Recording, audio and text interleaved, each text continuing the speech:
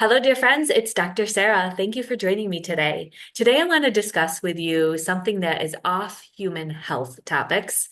I want to talk about animal health, specifically animal aromatherapy, and how to use essential oils safely with your dogs, your cats, and all your furry friends and pets. Because I'm known as an essential oil doctor, I have had many of my clients and my readers ask me if it's okay to use their essential oils with their beloved family furry members. And I have resoundingly said yes, but there are nuances. Many people have had concerns about using essential oils because they have had claims that they could be toxic to animals based on social media posts or what's out there in the blogosphere. And when I've looked at those sources, almost 100% of the time, it's never been from a clinical aromatherapist or a holistic veterinarian that actually has experience with essential oils and working in integrative medicine for animals.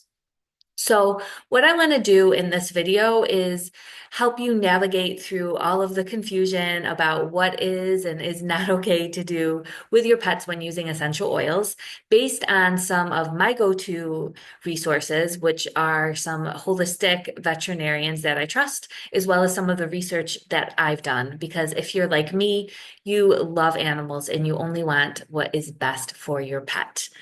Some of the topics we're going to discuss today as an overview is why we love our pets so much and how they love us back, why using aromatherapy with animals is controversial, a safe animal aromatherapy guide resource that I will link to in the video description, a podcast where I will highlight from the natural pet doctor that focuses on overall holistic pet care, and she shares her clinical experience with using essential oils in dogs and cats, an overview on safety with essential oils, specifically through active and passive exposure, and top 5 essential oils to use if you have a dog and they have some skin issues. So remember that all of the resources, the links, and as well as the various studies will be provided in the accompanying post and in the resource section of this blog post. So be sure to head over there if you want to access those. So let's go ahead and get started. First of all, let's look at the healing power of pets. So pets offer a special bond with their owners. Many of you are aware how they provide their companionship and even offer emotional support when we're feeling down. Many pet owners are probably not surprised to learn that their dedication for caring for their pet actually is reciprocal and pays back to them.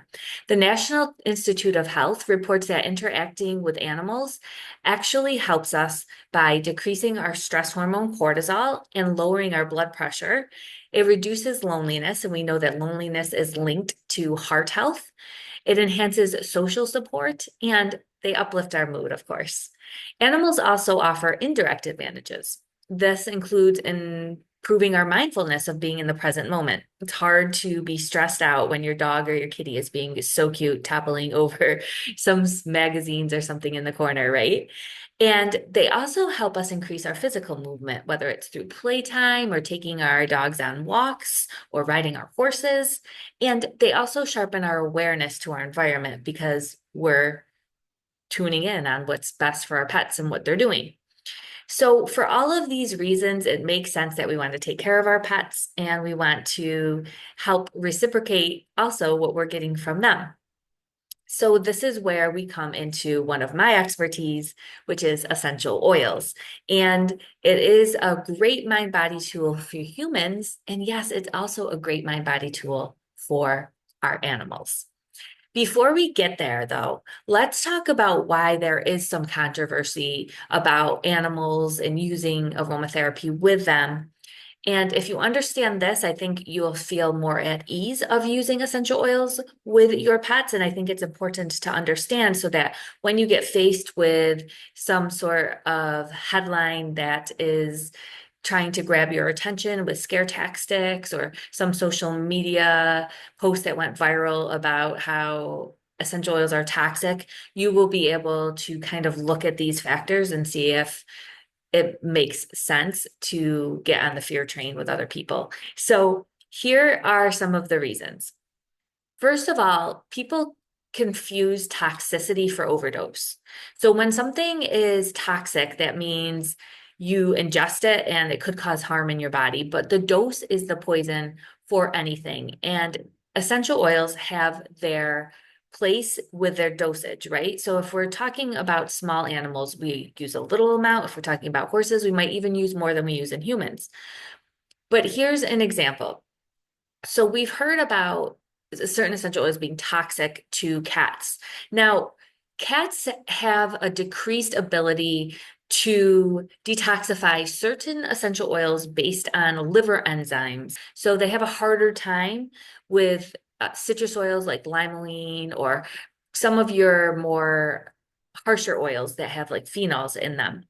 But it doesn't mean that oils are necessarily bad for our feline friends in all situations, or even that small doses of those oils under the advisement of a holistic veterinarian cannot be used.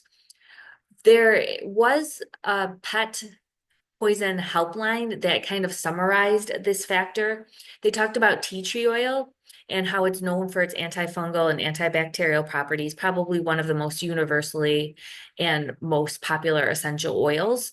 It's found in various concentrations, and they do say that high concentrations shouldn't be used in pets. No surprise there. There's been 7 drops of 100% oil resulting in poisoning, and 10 to 20 milliliters of 100% oil have resulted in poisoning and death in both dogs and cats. So if we think about it, 10 to 20 milliliters is almost a whole bottle of an essential oil, or at least 1/3 to of over 1/2. So humans shouldn't be doing that. And 7 drops of 100% oil, you don't want to ingest 7 drops, especially if it's a little kitty. Humans usually 6 to 12 drops max for acute situations, usually around 3 to 6. And for a cat, 7 drops is way too high. I mean, we're talking, we'll get into that a little bit later when you listen to some of the podcasts, but we're talking 1 drop diluted on your hands and petting the kitty. So that would make sense where that could cause some poisoning. But they do say that concentrations less than 1 to 2%, which is what even humans use. So you think about that for the your animals are considered non-toxic if following directions. Okay. And then Robert Tisserand, who is a trusted and world-renowned clinical aromatherapist and educator, he actually wrote about how it doesn't make sense to make long lists of specific oils that are allegedly safe or toxic to cats. It's about overall exposure, because you can diffuse essential oils around cats safely if there's good ventilation, if they can leave the room when they've had too much, and if it's not like continuous all day 24/7 where they can't get away from it. Again, common sense.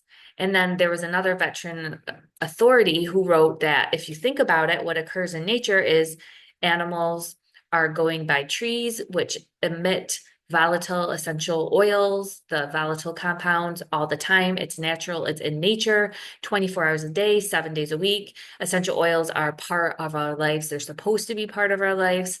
So it makes sense that exposure to a small amount of essential oils on a daily basis could benefit our animals. So there we go. The first reason, or the first thing to consider, is toxicity versus overdosage. Okay. Something is not innately toxic unless you're overdosing it, unless it's a poison where 1 drop could kill you. All right. Another thing is where people don't consult experts. Okay. So if someone just gets essential oil, they haven't studied, they haven't done anything, they don't consult an expert, and they start pouring it on their animals, there's going to be problems. So that's one of the things too to consider. Does this person have experience with essential oils? Have they used them for a while? And have they done their research on how to use them in pets? If you see somebody that just posts, oh my gosh, I just diffused all this essential oil and now my cat's sick, you want to look at the quality of the essential oil. Was it 24/7? Had they never been around essential oils? What was the dosage? Was there ventilation? All of these things come into play. And then finally, you have to think about what's your source, okay? You'll likely notice a few things if there's fear tactics around essential oils with animals. It's usually not from an expert in veterinary medicine or a clinical aromatherapist. Claims are usually black and white. They're not based on dosage. There's no nuance. There's no background on different factors that could have accounted for it.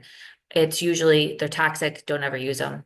Take my advice, right? There's no thinking process involved. And there's usually no scientific references to back up their claims. So those are some other other factors, okay? So we have overdoses versus toxicity, not consulting an expert, and contraindications from non-experts. So now that we have all that in mind about essential oils and using them safely in pets, I want to give you a few resources which can help guide you.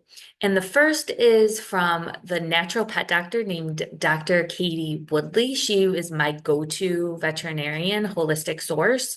I actually interviewed her on the Essential Oil Revolution, and she's world renowned for her integrative approaches.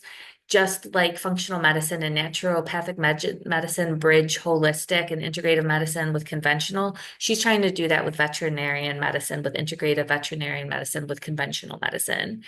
And she's very authentic. She does a whole holistic approach. We didn't just talk about essential oils, though that was a big component. She also talked about 5 foundations for holistic pet health, how essential oils fit into that, the pet food industry and what we need to be aware of about what we feed our pets, because just like people, that's important. She talks about dosage, dilution, and purity of essential oils and why that's important, about cats and why they're more sensitive, what signs to look for in your animals if essential oil dosage is too high. She talks about self-selection, which I used with my kitty, Kiara. You put down various essential oils or herbs or different supplements, and they choose which one they want based on their instinct. It's pretty cute when they do that. What essential oils to be cautious of, what to look for if the pet products contain essential oils. You got to be kind of cautious of that versus just pure essential oils. Top essential oils for common conditions in dogs and cats. There's an overlooked essential oil that's great for digestive issues, which are common in our feline friends. Myrrh oil for your pet's gums. Natural approaches when your pet's in grief, maybe they lost one of their furry friends. How pets help us with our own self-care. Support for your pet's microbiome and how essential oils do that. And then she offered us some DIYs for inflammation and pain. So that podcast would be a great place to start because you're going to get an overview of holistic healthcare. You're going to come away with all of these different foundations of health that are integrative for your pet. So that's where I would start. And then there's also additional guides. One guide that I really liked was from the Essence of Time School for Holistic Studies. They are full of trusted clinical aromatherapists. They talk about animal aromatherapy and how it can be beneficial for your pets. They go through the questions again of, are essential oils safe? What essential oils to use around dogs and cats, and if they're toxic, which we've kind of already gone through, but that's a good resource to have from some experts. The Natural Living Family blog is another great resource that I go to for all my do-it-yourself recipes from my essential oil face group, my essential oil recipe face group. I get a lot of my DIYs from the Natural Living Family website. You probably know Dr. Z. He's another authority in essential oils. They actually have a whole post with a whole table of contents of different topics about using essential oils in animals from Dr. Rourke, who is also a holistic veterinarian and another vet that I thoroughly admire and have respect for. And then there was an Herbal Academy, which kind of offers another perspective on guidelines for essential oils. And they talk about passive versus active exposure. So they're talking about applications, topical applications versus diffusing and when it's best to use them. And they also talk about hydrosols, which are more diluted forms of the plants that come from also distillation, but they're separate from essential oils. They're not just the vapor content. And then I also just have a quick link to a blog with a natural pet doctor.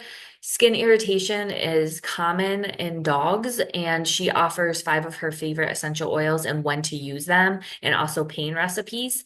And these are helichrysum, melissa, frankincense, copaiba, and lavender, which are also great for humans. So I hope that you found this video helpful.